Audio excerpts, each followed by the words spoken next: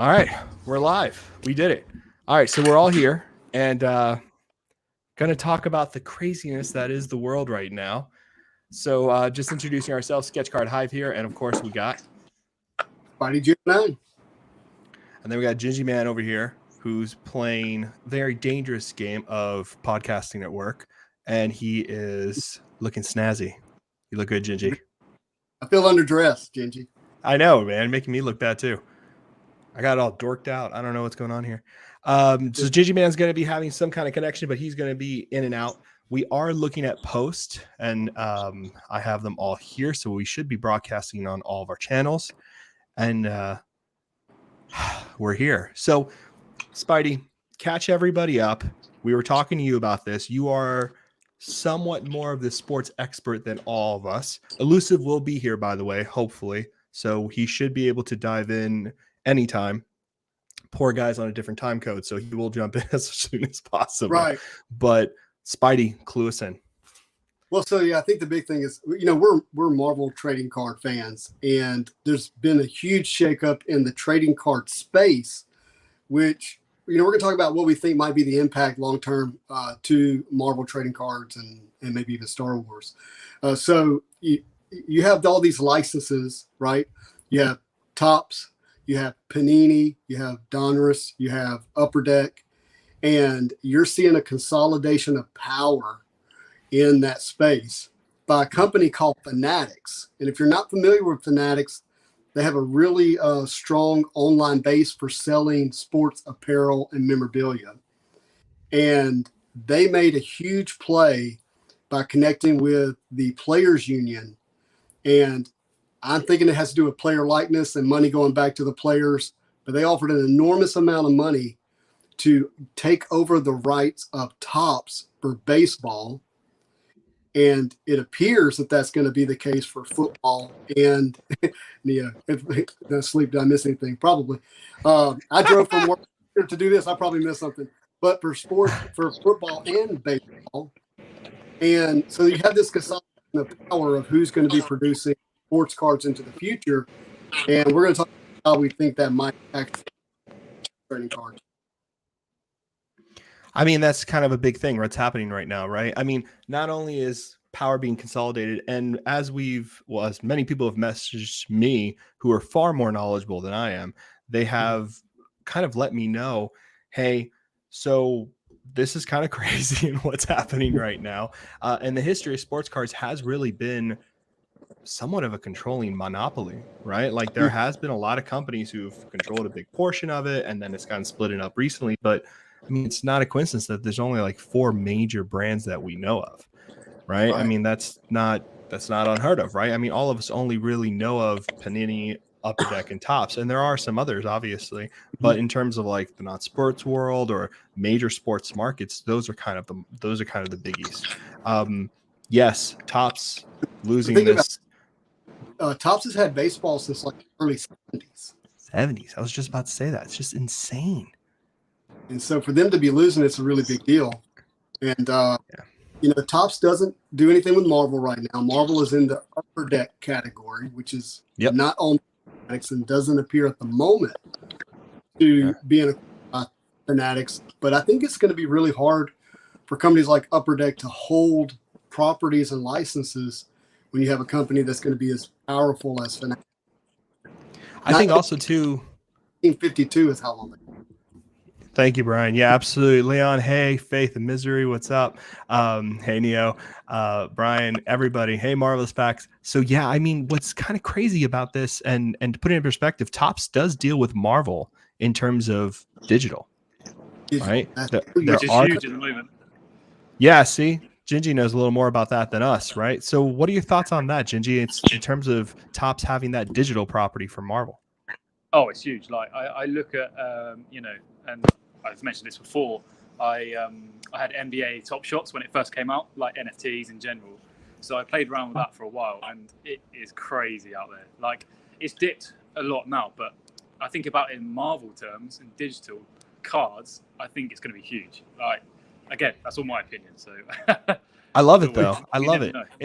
It's a big thing, right? Because it's important to realize that it's strange to think about this, but Upper Deck is selling physical Marvel product cards, right? But while Topps is really looking at the digital platform and selling digital Topps Marvel cards, and they're beautiful. And I'm sure many of you on eBay who've hunted Marvel cards have had that confusion, almost buying a digital only card. I think we've all been there. So it's pretty crazy to see what's happening here and what this can mean for non-sports. Everyone's been talking about sports. They're talking about, and this is, again, a quick warning and disclaimer. All of this is speculation. We only know what everybody else knows from what we read in news articles, from what we've been talking with each other. But we want to do this live to speak to all of you. Hey, what's up? I love podcasts. We just wanted to chat with you guys and hear your questions, hear your thoughts about this. There's a lot of speculation going on, but now that you've been caught up with a little bit about this, I guess my real question is going to be, they're talking about, it's a lot of money. And I think that's the thing that's hard to grasp for me. There's a lot of money that was thrown at Major League Baseballs to get the rights. And Topps was given a chance to match it, from my understanding. Is that correct? That's correct. They couldn't match it, could they? Because they couldn't match it. Money. Yeah, but it was like 10 times. It was like 10 times what they had ever been offered before, from what I read. Man. And so, and Sports Card Investor had said this, and I just thought it was so relevant. He said, if you're going to be involved in an investment, you want to follow the big money and be in it early. I'm like, wait a minute, early? Like, is this early for card collecting? If that's early in Marvel trading cards, we haven't even birthed yet. Nowhere near. I think I just saw a dinosaur at my window. That's how early we are. 100%. No, it's true though. When you look at Marvel cards, and this is what makes us all excited about all of you who are watching now with Marvel, and who are into these cards, is that the sky's the limit, right? We're so early on. There are so many people who are putting money behind a lot of these cards, but it's also a lot of fans, right? And hopefully, and I do believe this, I think the audience is going to grow immensely. Eventually, what is it going to look like when people go to Marvel and they're like, hey, who's doing your cards? We're going to offer you this amount of money. Yeah, Marvel Madness, we're live. So here's a question. How does a company like Upper Deck stay in the game with a company like Fanatics taking so much market? They're going to have to do, I think the real thing. So if you look at the Fanatics website, right, it's all physical appealing, right? A physical appeal. It's jerseys, it's shirts, it's all that kind of stuff, right? And they've been doing it for a long time. And they have a pretty good stronghold, looks really nice. They've been a big player. And from the things I've heard from other people is that they've been a very disruptive player, right? They've come in and they very much are gobbling things up for themselves. And I think what's happening, what we saw with PSA and graded companies and how people changed their pricings, how they had to close down, and then they started to buy other companies to build up their graded companies, right? And all these little graded companies are coming up. There is a real shift happening business-wise in terms of everyone preparing is like, okay, collectibles is a future investment. You know what I mean? It's level of future investment. It's pandemic proof in the sense of being able to enjoy it, whether they're at home or not. Economically, whether people can enjoy it's another question, but it's pandemic. Oh, that's a big thing. That's a big thing because it's not to depress anybody, but this stuff doesn't just go away overnight, right? Being the pandemic, being, this kind of virus and stuff like that. This is, kind of stopped the world in its tracks for about a year. And, it's not stopping really. Yeah. So I think a lot of money going into collectibles. Yeah, for sure. No, it's a big deal. Brian Hudson brings up a point that Neo did on his channel. He dropped some really good knowledge this morning. Amazing. But Upper Deck has the lifetime rights to Kobe, LeBron, and Jordan. I think, Neo's now saying it. I think they want to control all of it. But I think it seems like it would make only a matter of time that upper deck can't stand against the Goliath that is going to be Fanatics, and we'll eventually see Marvel in that property. Yeah, and I'm interested to see. I'm interested. I guess where I'm going with this is okay. We talking about the sports side, and we see Fanatics being a strong force in grabbing all of that, right, and making sure that they are the ones that are in control of this in terms of autographs, cards, limited, all this kind of good stuff, photographs, and particular types of photographs, probably for NFTs like Gingy Man's mentioning, right, the video footage, all these different things. Who's going to make the play for non-sports? Mm-hmm. Like, what's happening there? You know what I mean? Who's going to focus on that? Is Fanatics really going to try to grab all of it, which I doubt? So is Topps going to try to grab all the non-sports? Is Upper Deck going to grab the non-sports? Is it going to become in-house at Disney? Like, and not everything is non-sport is only Star Wars and Marvel, but in terms of the biggest products, I would argue that those are kind of the biggies. You know, something that I've seen in my business, which is very different from trading cards, is you have a consolidation of talent. And so all of these talents that's in these different companies that are spread out, now they're going to have to go to Fanatics, more likely to earn what they're worth, you know? So that happens, will all these properties need to be under the Fanatic umbrella? Yeah. They're putting the Starstock guy, CEO Starstock guy, to lead Fanatics in a part of the company that they're creating, I think. Did I hear that right? Yeah. Mm-hmm. So You're right. huge. Yeah. He's a smart dude. Seriously smart dude. Yeah, I mean, it's a big thing that they're headhunting now, right? Mm-hmm. Big time. Yeah. Big time. I wonder if they're doing that at the top level. Like, down. Go for it, Gingy. Sorry, man, we're so delayed. But I do think further down the line, like in terms of what Starstock have done, I do see that coming to what Marvel, in terms of Marvel cards, I do see that happening eventually. Obviously, we're a long way off that, but I really think like the way they've set up and what he's done there is impressive. So we'll see. I would love to see like a Marvel card investor market movers. I would love to see that happen, right? I'd love to see the seriousness of that. I'd love to people actually start watching this because as Gingy has pointed out and Spidey on their channels, MCU is moving, right? Certain inserts are moving. There are cards that are building a momentum pretty quickly, but not only just PMGs, but many of the other inserts as well. Yeah, so I mean, it's happening for sure. Let's take a look at our comments real quick and just look at this. Top says left time right to Trout autos. Okay, you could get bought up. You could get out, but up too. So someone said something. Market is finally it's Marvelous Packs. They bought out of the stock market, and I am 100% collectible. Something about holding something I love and enjoying the hunt and appreciation. You're not the only one, Marvelous Packs. I mean, that has been, yeah. So utility is a big part of this, and the way that we can enjoy it, hold it, see it, trade it, whatever.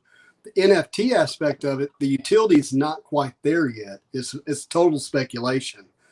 But I mean, in the future, if I can have, I'm gonna go sci-fi, but if I could have like a watch that I could pop up the NFT on, all of a sudden now that collectible, well, I mean, that would be absolutely insane to have something like that. But it would blow up. NFTs, other than bragging rights and speculation, I don't know that it's going to take off like it can. I mean, there's definitely something to be said about a commodity that can be held in a safety deposit box, right? I mean, that's what I always see with card collectors, right? They always have this like trip to the bank where they're going to go get all these graded cards that they're storing or graded comic books. You know what I mean? That seems to always be kind of where it's going. Like that's where you keep jewelry. That's where you keep this. That's where you keep that. I think a lot of people who didn't grow up in wealth and don't understand the stock market or don't have the time to understand the stock market are looking towards things that make them feel good inside and remember a nicer time. And they say, okay, you know what? I don't mind putting my money in this because if nothing happens to it, it's not some random stock that I'm screwed over on. It's like, oh, I still get to keep this. Right. Yeah. Right. Nostalgia factor is big. So if we could real quick before we go back into the comments, with the disruption that's in the sports space, do you see any of those collectors moving into the Marvel space until this kind of shakes itself out? I do. I wonder. I wonder. I mean, we still have a couple of years before Topps fully stops, right? I think it's 2023 or something like that. I'm not quite sure, but I'm wondering what people are thinking about the Topps products they have now. Are they going to wait to invest heavily on the first set of cards from Fanatics with the Fanatic logo? Like, is that a play? Is that what's coming down the line? We're like, okay, the first time the sets are releasing from here, I'm going to buy cases of this because this is obviously, like many people have said, this is where the money is. So if I buy out this product here and invest early, this is the beginning, right? If we can go back and look at Topps and say, yeah. Well, I think it's going to depend on if Fanatics is able to acquire, say, Topps brand and logos, and they may still keep it in some form of their products, like Topps Chrome. If they're unable to acquire it, I think that's going to, keep some instability. And hey, look, what's going to happen to these cards that are no longer going to be available under these brands? Yeah. And we have an example of that for real quick before we get into the comments, because they're blowing up. Odds are they're going to have the logo. Yeah. Yeah, I think you're right. I mean, technically, Marvel Cards knows about this already, right? Because of Impel, Fleer, and Skybox. They were taken under the Upper Deck umbrella, right? And we see them on the back of cards now, right? We got the Skybox logo, we have Fleer logos. So, I mean, they still exist just under the Upper Deck umbrella.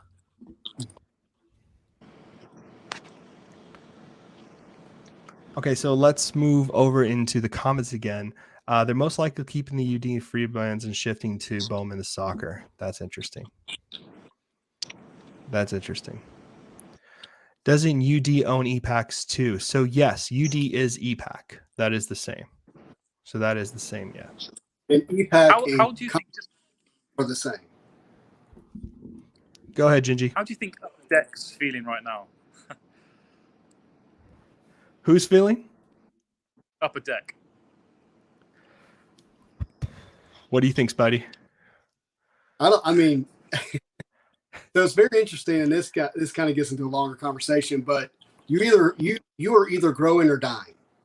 And you're in one of three stages. You're in what you call the formative stage, where you're like figuring out where you're playing in the business.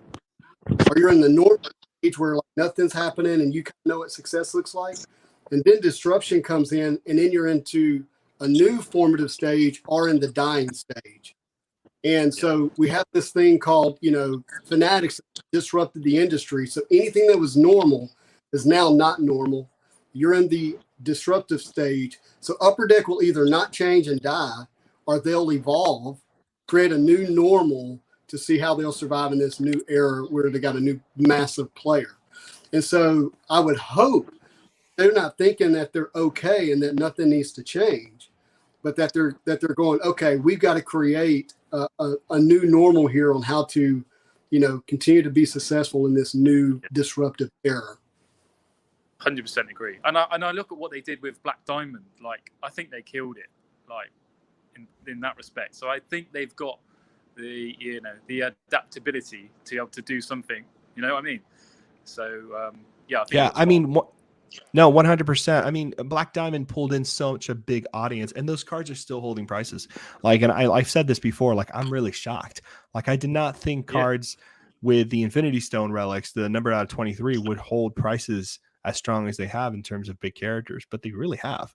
And it looks pretty, and all those cards look gorgeous. The quality is nice, and people bought into it, man. That was no joke. And if you look at Upper Deck sales on EPAC, when new products hit EPAC, that's half the production run almost, and they sell out within a week. In a week, yeah, insane. A week, it's insane. Here's one thing to think about. It's not guaranteed that Fanatics is going to do this well. It's not guaranteed that they're going to distribute well, that their product's going to be done well, that, and a company like Upper Deck could benefit by having a poor rollout. It's true. It's really true. There's so many scenarios. That's the thing. Like, so many. Yeah. But it's exciting, though, as a whole, to realize that so much money is being thrown into this. You know what I mean? That's what's really interesting.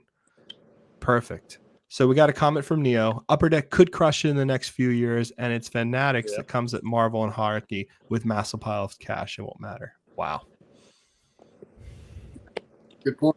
Very, very good point. Very, very good point. We need Neo on this chat, by the way. Oh, yeah, by the way. Yeah. Neo's definitely going to have to come on. I'm going to have to ask him to do that. Yes, please. More information is going to evolve, and the how it might impact Marvel trading cards. Having someone like Neo who is in both worlds to some degree, but has much more a footing into the sports world, can really improve this concept. You know what? Yeah, I agree.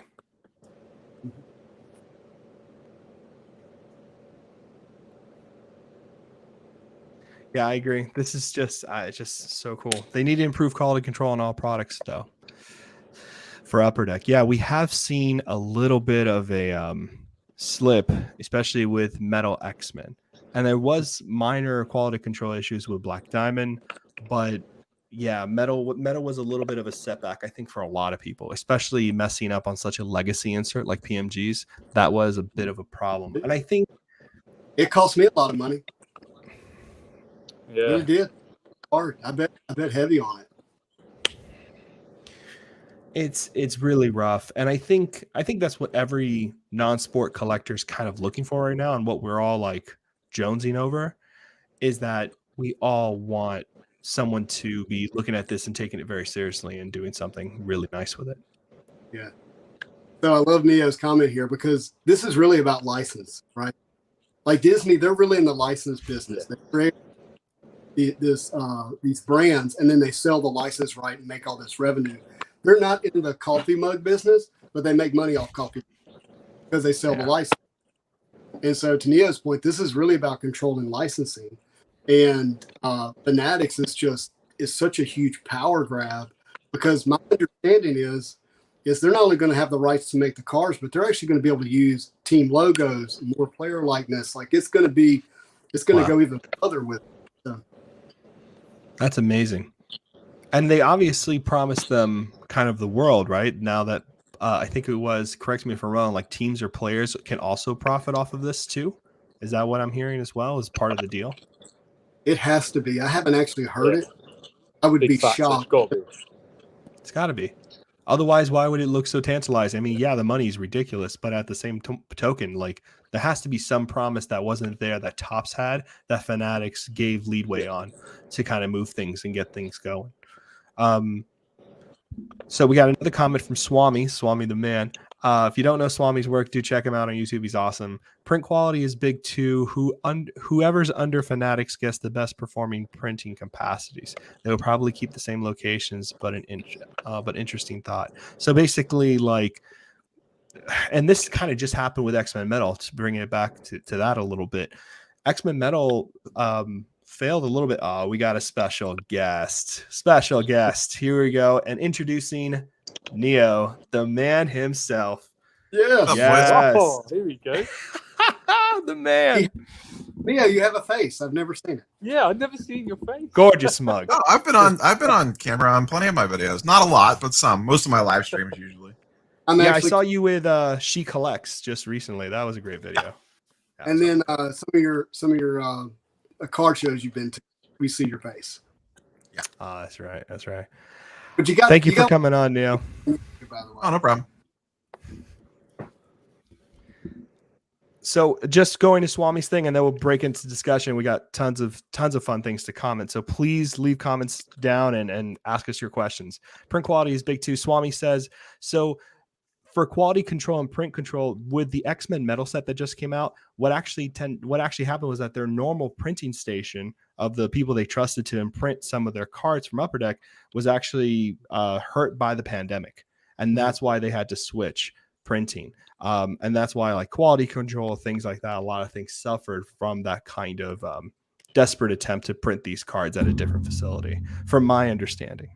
So just to acknowledge that question there. So Neo, what are you thinking about sports cards? I mean, it's your videos, it's your stuff that's really kind of your box breaks, your talks about speculation. We're on beginning with the 1990 type of stuff. I mean, you've kind of really started getting video content out there when this stuff was happening. What do you think about all this? What do you think how this is going to affect non-sports? From the non-sports side, it all just depends on if Fanatics wants Upper Deck or not. Like, that's really what it comes down to. If they want Upper Deck, they'll get Upper Deck. In my opinion, it would be just a matter of when, and they would do it by going after the licenses, like they did with Tops. Does Upper Deck have soccer? No, Tops and Panini both have soccer. They have different leagues, so I'm a little. I don't do anything with soccer, but both Tops and Panini both make soccer products. So hockey, Jordan, LeBron, Kobe, those would be big Upper Deck plays. No, Kobe. Panini has Kobe. Upper Deck has LeBron, Jordan, Gretzky, and Tiger Woods are the 4 big ones. Okay. So Panini and Tops cannot. Not that Tops doesn't make hockey or basketball cards or golf cards, but like Panini cannot put Michael Jordan in any NBA products. They could use LeBron, but they can't get his autograph. And they could get LeBron because he's an active player. The second LeBron retires, Panini would not be able to use LeBron's likeness in any cards going forward. They get access to LeBron because they have an agreement with the NBA Players Association as a whole, which includes all the players. LeBron's exclusive deal with Upper Deck is the reason that you don't have his autograph in any products currently. So before all this news broke out about Fanatics, what was kind of what's your temperature gauge on non-sports moving forward? Just in general, and I don't know how much this really shakes up non-sports at the time being because it's all spec. No one really knows. I think it's still definitely, compared to sports, it's still definitely niche. I obviously like it. I don't still know like what the ultra long-term value of certain stuff is. I think PMGs are always going to be extremely valuable and probably continue to rise in value just because of they're numbered, they're rare, they're super tough grades, and it's out of product that you really can't find anymore. That's why X-Men Metal got so, I think, a lot of hype to it because people were excited about getting PMGs out of that product with the recent PMG craze. I think when you're talking about 90s stuff, specifically graded, I think Impel 90 MU probably still maybe hasn't found its floor yet because there's still a lot of that stuff sitting at PSA. I think a lot of PSA 10s will still hold pretty decent value. It's really going to come down to how much you spent to grade it and how good your eye was on getting grades on that. Because I think you guys are all well aware, 90 MU is not the cleanest set, even straight out of a box, brand new. I think when you're talking about 90s products specifically, I think, Flair, masterpieces, that stuff will always do well because there's not going to be much more of that graded because of the bricking issues. So if people want that stuff, it's going to kind of pop control itself because I can't go buy a box of masterpieces and feel confident about opening it at all. So I'm so happy to hear you say that. The Marvel Universe stuff, you can rip it and it's 99%. You don't have a bricking issue. You might have other issues, but you won't have a bricking issue most likely. So there's the potential for the supply to increase and graded cards on that is still pretty high. But I do think that they'll hold a certain level of value just based off nostalgia factor. A lot of people grew up on that. That's one of the reasons I gravitated towards it when I jumped back in. Yeah. And it kind of started the boom too, right? So the 90s cards wasn't just, yes, it might have been at first everyone was like, well, these are the cards to do and everybody's jumping in. Here's the Stan Lee rookie. This all makes sense. Let's go. And yes, that might have been the first case and people are still pumping, comic images, the 80s, 87 set and so forth. But it was the 90 sets that kind of got us in there. And I think the play for 90 sets is obviously the holograms. Those are the ones that will be the toughest. Yeah, good luck getting a 10. And if you get a 10, you're sitting on a nice used card. Painful. Someone that I don't know them directly, but someone in the Sports Card Investor Discord just got a Wolverine PSA 10 back from 90. Really? Nice. Yeah. That's probably the second biggest one you can get behind the Spider-Man one, in my opinion. I know that the Surfer just went for what, like 3 or 4K, I think. I don't want to talk about it. Why are you bringing that stuff up? Everyone wants to come on here and hurt my feelings. That's what this is. No, yeah, I did. I actually had a chance to buy that. I actually passed it up. Yeah. Just because. But if Surfer's getting, no offense to Silver Surfer, but if Surfer's getting 4K, like what does that put a Wolverine at? Probably the second most popular character in that line. It's a Jim Lee Wolverine. It is. that people don't realize. Oh, that's true. Yeah, I forgot about It's a Jim that. Lee. It's not like Wolverine. It's like Jim Lee Wolverine. It's like one of the most iconic Wolverines with the moon and stuff like that. I mean, it's a big deal card for sure. Yeah, I don't even know what the pop is on it. I assume it's single digits though. It's super low. Gingy. I think there's only 22 PSA 10s of the hollows. I think there could be 23 now. Yeah, he just posted a picture of it in the Discord just the other day. He just got it back from his group submitter, I think. Wow. Yeah, seriously, congrats on that one. Centering on that. Marvel world is still, we're still transitioning into graded cards and slab collections. It's most Marvel collectors don't have slabbed cards. They don't. No, they don't. They really don't. I mean, yeah, they don't. Let's look at these questions because I want to get carried away with this because this is a lot of fun. Let's look at some questions. We got, what do you think about Marvel cards being popular due to sports Pokemon and influx of investor types? When Bitcoin flew 5 years ago, other coins got love and were then dumped. Okay, so Retroverse brings Retroverse. I have to talk to Retroverse. So Retroverse brings us a really good point here. I think if people were dumping Marvel, at least from my experience, people dumping Marvel kind of happened a little bit already. You know what I mean? Like the people who kind of went after the boom and jumped for cards, people who kind of lost interest have kind of fallen off to the wayside here, especially seeing how 1990 Marvel Universe dropped down for a lot of people compared to what they first were at. But I think a lot of people actually came and stuck around, which is what I'm noticing. What about you guys? For me, it was access. I live in North Louisiana. As soon as my comic book shop and card coins and collectibles closed, I just didn't have access anymore. If I would have had access to it, I would have continued to. There's no doubt. Not at the level I'm at now, just from a monetary standpoint. I definitely lost some back. Yeah, I mean, if I didn't go down the path of 90 MU in January and February, I probably don't buy 8 boxes of X-Men Metal. Mm-hmm. Yeah, I mean, that kind of like brought it. I mean, I collected them when I was a kid. I'd actually got lucky, and in the very early days of the pandemic, I bought Marvel Series 1 and Series 2 boxes sealed because I was like, oh, these will be fun to open during the pandemic, during lockdowns, and I never ended up opening them. So that ended up working out quite well because I bought those very, very cheap in March of 2020. But that, like, getting me back into that scene definitely led me down the path of, I skipped Black Diamond because I don't necessarily care for the MCU cards, but it heavily influenced my purchasing patterns on X-Men Metal, like 100% for sure. And now I'm looking at like what's the rumored next one, like Avengers Fleer Ultra or something like that, or Spider. I don't remember what the next rumored. Like I'd probably be all in on that. Yeah, there's another Fleer Ultra coming out for sure, and the rumor is Adventures, and I think we're gonna see some other things. I'm not sure what the schedule is going to be like for the rest of this year. I'm definitely wondering what that's going to look like.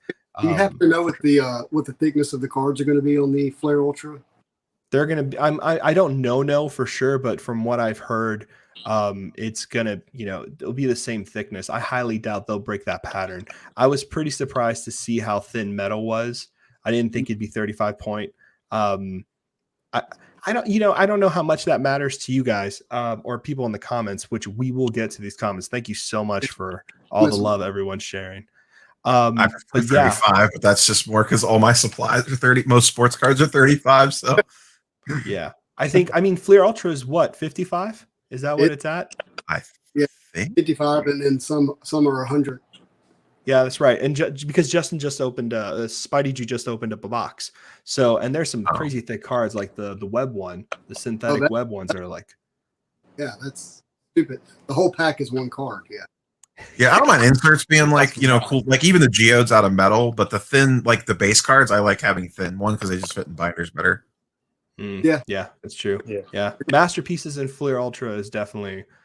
I think Masterpieces won't change thickness, and I don't think Fleer Ultra will change thickness either. I think they'll remain big. But I was surprised to see Metal be thin. But they also did say that Metal was not supposed to be such a high end set. It was supposed to have the PMG thing in there, but by Upper Deck's logic and their price point that they gave Metal originally, they didn't think, they think it's like one step below Fleer Ultra, if that makes sense. I think if the January, February, March Marvel card craziness didn't happen, it probably would have been treated that way on the secondary market. But that set was designed and priced and built prior to, Marvel cards kind of going next level at the beginning of the year, which probably completely changed the market for that product. Agree. I think that's why everyone dived in, like Spidey says. Yeah. And Gigi. That's a great point. Yeah. Yeah. Yeah, and we do know for a fact that all these sets are 3-4 years out. So just so everybody knows, that's not because I know a lot of people speculate like, oh, what's Upper Deck doing? The boom just happened, and then this set released and had poor quality control.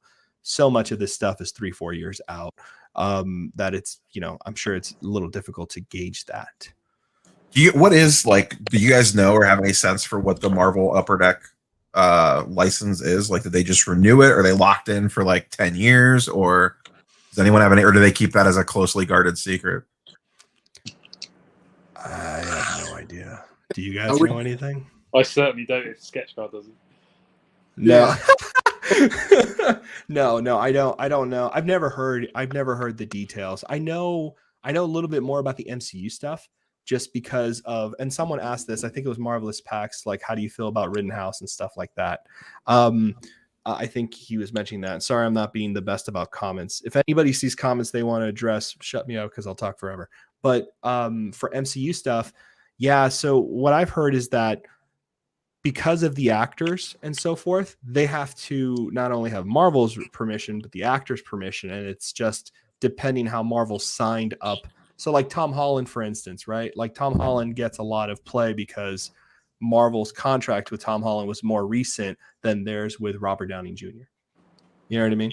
So I think that might be, I don't know, again, speculation. I don't know any details, but I'm assuming that's what we're seeing with certain signers being looked at in certain stickers and, certain things that are happening. If Marvel/Disney were giving long-term contracts, I could be wrong, but I would just be shocked if they were doing more than 3 years at a time. Especially, I feel like they would have learned their lessons with EA. Mm-hmm. Yeah, I just think they've been burned one too many times with Well, Marvel's been burned, with licensing out their stuff. Yeah. Which is crazy that's kind of set up this whole backlash of being so long here. Yeah. So let's keep going. So we have one here. If Fanatics buys out Upper Deck and stayed in Carlsbad, San Diego, that would be convenient for PGA players since, etc. Yeah, I guess so. I don't really know too much. I think if they buy these companies out, regardless whether it's Upper Deck, Topps, or Panini, they're basically just buying them for the IP. I don't know that they would want. Maybe they keep one of them. Maybe they look and say, like, let's say that they do end up being able to purchase one or all three. They would probably look at whatever one had the best setup already for production and manufacturing, which I don't even know if is that even done in the States or it's probably done overseas and shipped here. I don't know. I think Panini prints in Texas, now that I think about it. So they would probably evaluate whoever had the best setup and probably keep that setup and then just expand it, run everything through there. And they're probably just going to be wanting to buy the IP. I guess that's another. I heard this angle today. Like Panini's gutted now because they lost their license. Maybe they just buy Topps as a company whole and then go to Panini and say, hey, we'll buy your 4 biggest IPs. Like we want Prism, we want National Treasures, Flawless, and Donruss. We don't care about the rest. It could go to the wayside.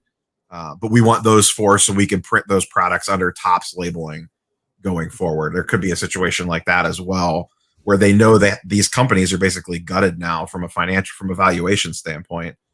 And, they could kind of dictate terms of them almost of like, okay, you're going to go out of business or you guys can sell us this various pieces of parts on your company to prevent bankruptcy or whatever. Yeah. I mean, it's interesting because Topps was raising money to go public. And that's probably, that's been a venture that they've probably been in for 12 to 18 months at least. And then today they announced that they're not going public. I mean, it's not surprising that the timing for this came out right before they're about to have their vote to go public. I mean, this is a calculated move by Fanatics to gut the valuation so they could swoop in and buy them at pennies on the dollar. Because what are they worth without the MLB license? Yeah, they have F1, which is super hot right now. They have some soccer stuff, and then they have like a handful of odds and ends of stuff. But you take the MLB license from Topps, and they're a fraction of their former selves. So you destroy their public offering, and now you get to swoop in and buy them for pennies on the dollar. Like it's a vicious. It's like Gordon Gekko level stuff. Yeah, I mean, who else will be a buyer? I mean, that's the other thing. No one, because Panini would have been the other buyer, but now they gutted them too at the same in one foul swoop. They just basically Thanos them. They snapped him. The ultimate card snap. But they got over. Man. It was purely genocide. It wasn't random. Yeah. They were selected. Very selected. So what does this mean for cards that are like? I guess this is a strange thing to ask, but maybe because I'm not a sports collector, I don't know. But like, there's a Marvel Top set, right? The 2001 Marvel Top set, right? Which has always been an interesting set for a lot of people because Topps hadn't made Marvel cards since 2001, right? It was the last set they kind of made. So a lot of people tend to look at that set, and the foils are kind of harder to get in good condition. So that set's always been something to look at. So what does that mean for the sports world? Like, you know what I mean? Like, what does that mean for those cards? I don't think it really changes too much on the sports side of things, because the sports side of things is so driven by like the rookie card and the rookie year. So that's always going to trump pretty much everything else. So like, I mean, LeBron, for example, LeBron's rookie cards are all Topps cards because Topps had the NBA license back when LeBron was a rookie. There are no Panini LeBron rookie cards because they didn't get the license until 2011 or 12, I think, off the top of my head. Mm-hmm. So yeah, there'll be some nostalgia for it. You'll see nostalgia around certain inserts, kind of like metal platinum portraits. A lot of the stuff that Upper Deck still has, actually, like on the sports side of things, when you go backwards in time like that. But like a set as a whole, a little bit, but it's so most of the sports card value is so tied up on the rookie card. So even if, the next great thing comes out in next year's Panini product, just because it's the second to last year of Panini having basketball product, isn't really going to sway value one way or the other too much, in my opinion. Because the rookies just dictate so much. Is there going to be a disruption in product being available? I don't think we know any of that stuff yet. I can't imagine. On paper, yes. Like if you look at the way the different licensing agreements all end and start, there's potential for some shenanigans, but everyone's basically in the take that this stuff's probably going to get worked out. Whereas maybe Fanatics buys out the last couple of years of Topps license if they don't just end up buying them completely, or stuff like that ends up happening. Wow. Okay. Well, that's good to know. That's interesting. So we got Elusive here with us, joining for the convo to hang out with Neo and us. And thank you again, Neo, for being with us. So let's kind of get into this a little bit more. Okay. So again, we're talking about the future of non-sports as it relates to what Fanatics has done in terms of buying out the particular licenses. I think the next thing to really ask is, not only what our thoughts are on what's coming up next, but are we going to see a merger of non-sports licenses going under one umbrella of company, or are they going to still being kind of split up and torn apart? Well, right now you have Topps and Upper Deck that are primarily doing non-sports, right? Yeah, unless I think Rittenhouse still, Sci-Fi Hobby Rittenhouse still has some television shows and some other things as well, but I'm not familiar with anything else really. I know they have Twilight Zone, I think, and a couple of other things that are still, pretty hardcore non-sports guys and ladies out there who collect those things. So I think those are pretty big. Yeah, I don't know. I really don't know. Do you think Fanatics will get involved in grading, vaulting, holding cards, anything like that? Because they have an amazing platform already online, and if you're buying digitally, would they want to hold that whole process in some way? Are they going to partner with somebody? They could. I believe the CEO of StockX, who's taking over the new company, and do not hold me to this, actually, or maybe it's the guy that owns Fanatics. There is a business connection to Golden Auctions, which is launching their own vaulting service soon. But that same guy, I believe, is also tied in with CSG or CGC / Blackstone. But that would be weird because Golden is tied into Collector's Universe, which is PSA. So it gets a little murky on some of that stuff. So I don't really know how that could all play out. Maybe it doesn't matter ultimately.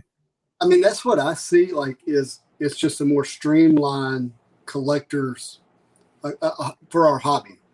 With I don't like. I think people would. I don't. On paper, yes. I think there would be a large segment of people that would really, at least on the sports card side of things, that would probably look at that side-eyed and be like, wait, you own the grading company and the printing presses?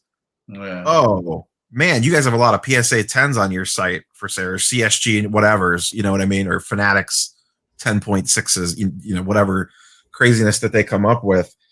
So I think that there kind of almost needs to be like a separation of church and state there, if that makes sense. Maybe there doesn't need to be because money ultimately will talk and they'll do whatever they want. But I feel like from a hobby growth perspective, you do need to have a little separation there. I know people were not happy when PSA and Golden Auctions, when Collector's Universe invested heavily in the Golden Auctions, they were sketchy about like, oh yeah, send your cards to PSA and your buddy Golden will take them and put them on the auction house for you. Of course you're going to get PSA 10s. Like you always have the tinfoil hat stuff out there, which, you know, sometimes maybe some of that stuff's a little more legitimate than we give it credit for. But so I just sent 4 books to CGC to get signed and graded. One of them was a remark. I chose the worst of the 4 books to get remarked because it costs more. And that book got the highest grade of all 4 books. I mean, that's, you know, there's not good separation there when you have to do the signing remarks through CGC, who's also going to grade the book. Yeah, that's true. That is true. Okay, let's go down to the comments a little bit. So we have some things. Another question. Let's go ahead and get into this. Mm-hmm. I'm into Marvel because of the art and stories. Do you think another question? I'm into Marvel because the art and stories. Do you think this progression will be mainly MCU or high dollar driven and change the direction of the hobby? That's a good I mean, question. what do we think? What do you think, Elusive? I'm not sure, man. I'm still trying to wake up, to be honest with you. I heard the news and I was like, hey, what's going on? Do you think this progression will be mainly MC? Okay, I think I understand what he's saying. You have the storylines in the comic books and the art from the comic books. Then you have the MCU. What's going to drive the hobby more in the future? I think is what he. And in a sense, I hope they keep them a little bit separate, but I don't know. Yeah, I think they might do products kind of like what they did with the Black Diamond, right? Which was geared more towards the MCU. And then hopefully they continue to do, sets that are going to be driven more towards comic art or original art in general. Yeah, my hope is that, yeah. No, go ahead. Sorry. My hope is that they do something for comic art the way they did Black Diamond for MCU. Like, I want to see that level of price point and interest in that because Star Wars and Topps doesn't really have that problem, right? Star Wars Stellar, which is a giant product where it's like 100 boxes.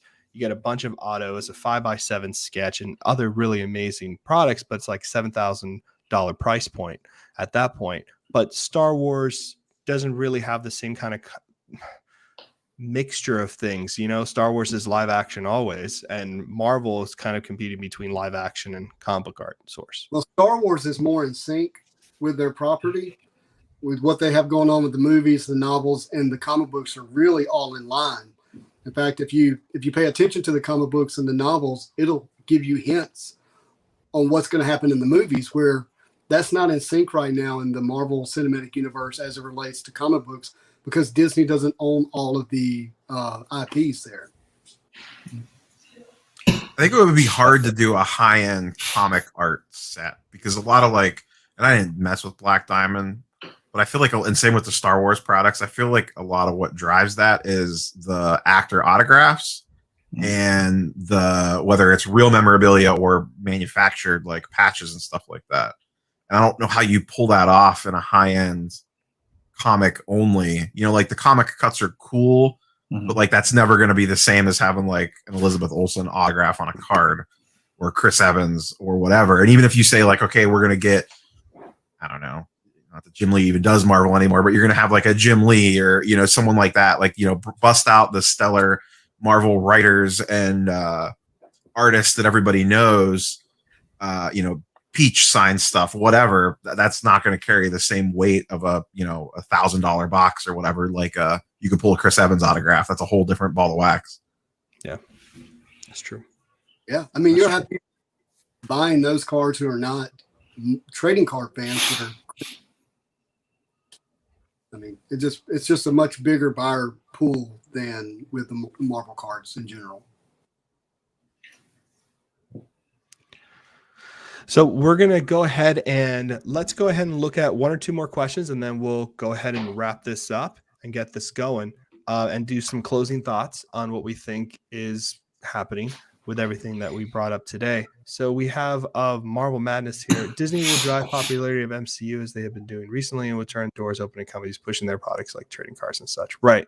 So that's a really great point as well. Let me see if there's any I missed here. So while I look through these comments, let's keep going. What are some of our closing thoughts on this for non-sports? So now that we kind of caught everybody up, we've talked a little bit about what's happening with Topps and Fanatics and so forth.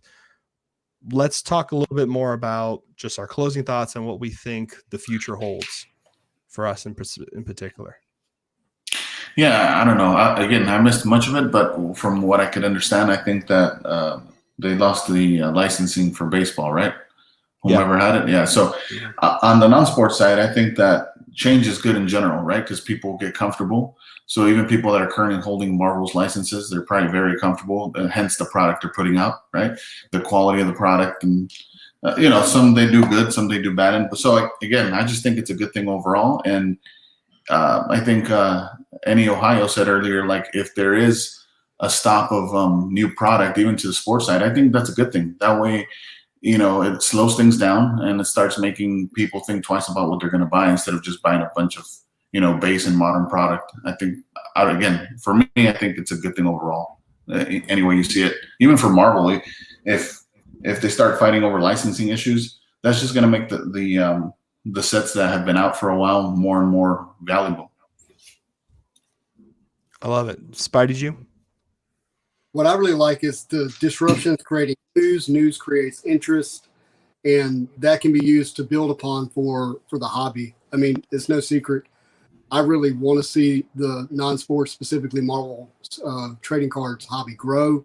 I want more product. I want more collectors. I don't want it to stay isolated and kind of, you know, for a select few who happen to know how to get product and understand what's going on. So for me, you know, just like immediately right now, I'm excited just by the disruption and the news line. I mean, the Wall Street Journal is like putting this out on their front page.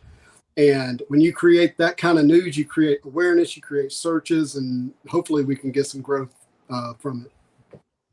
Love it. Love it. All right, Neo, I'm going to let you close out this video because you are our special guest and we really appreciate you coming on, brother.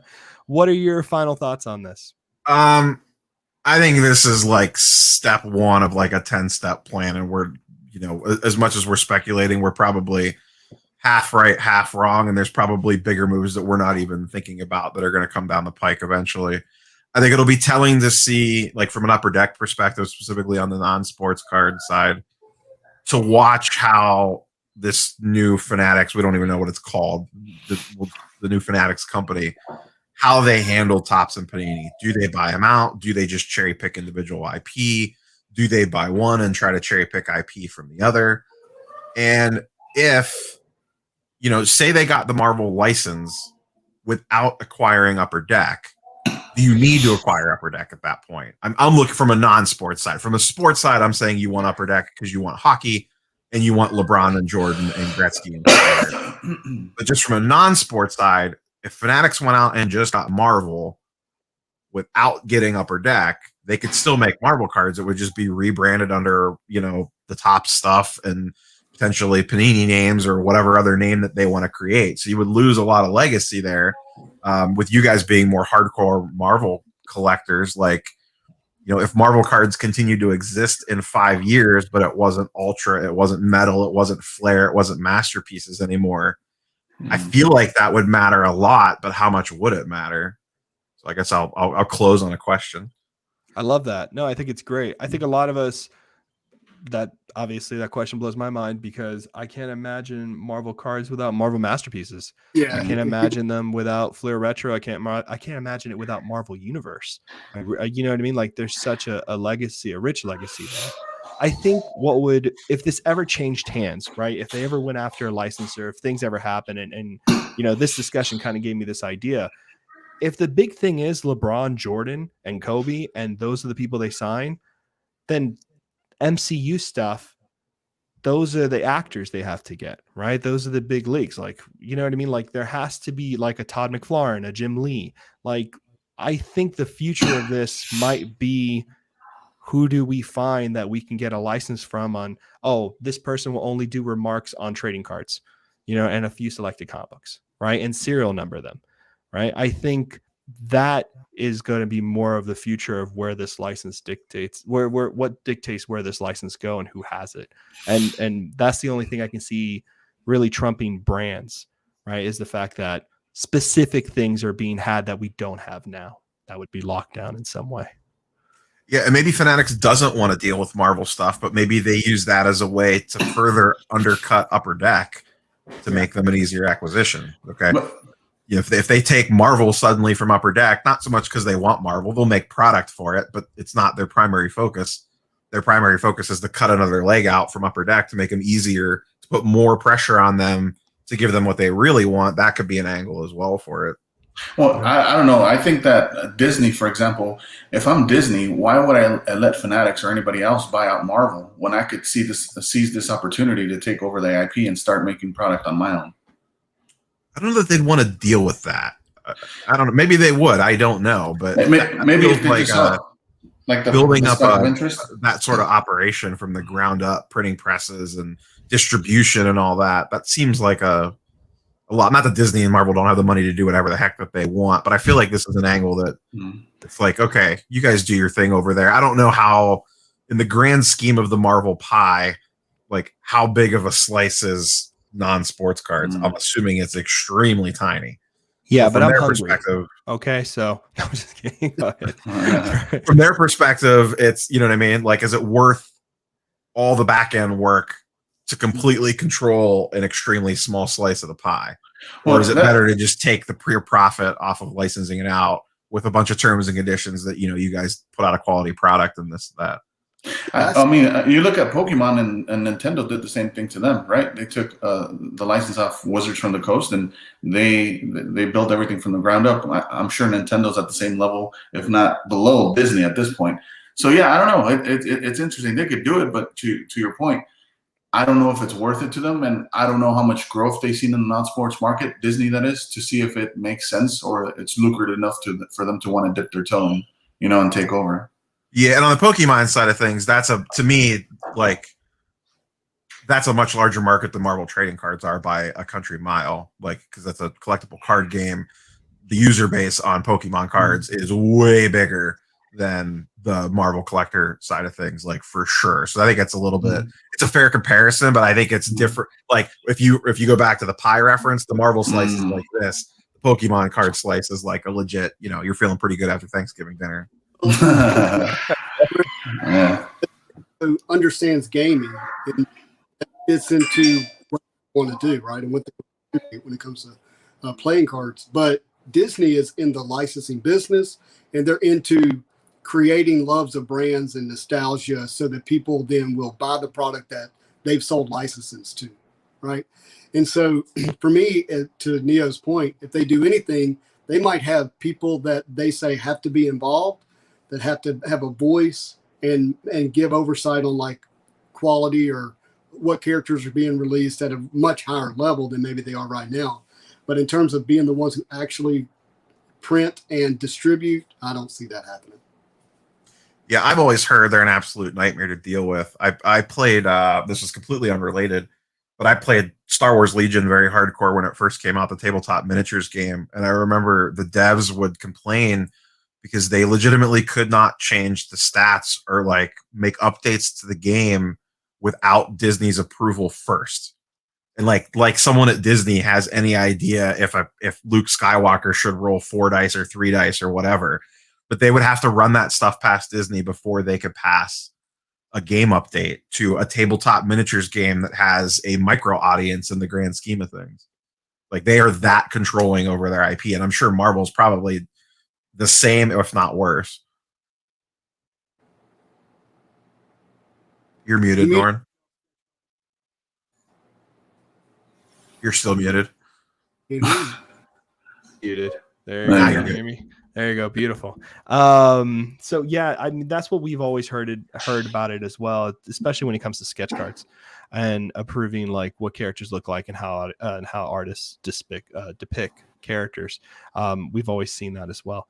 So yeah, I agree with all this. I think this has been a phenomenal discussion. Thank you again, Neo. Thank you everyone in the chat. Nice meeting you. Elusive.